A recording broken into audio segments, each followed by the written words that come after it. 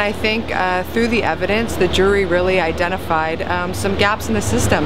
As we said, the new Southwest Detention Center is scheduled to open, slated to open any day now. They actually have inmates there. The Windsor jail is closing, so a lot of the evidence we heard was more about the lack of the facility itself at the Windsor jail, and that will be alleviated with the new Southwest Detention Center. But what we did hear were there's still gaps in the system. The jury listened, the jury gave very thoughtful recommendations that address those gaps.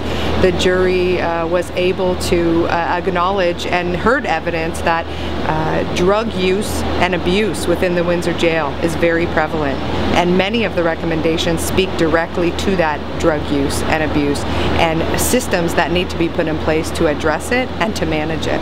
The very first recommendation dealt directly with the intermittent inmates and housing the intermittent inmates with the general population inmates. It's a struggle and it's a problem. The new Southwest Detention Center is larger, hopefully, and they're hoping, and you heard that from some of the witnesses, a lot of the overcrowding issues are going to be alleviated, but there has been direction in this verdict to continue on to not house intermittent inmates with general population inmates to avoid the passing on of drugs, which is what happened in this case.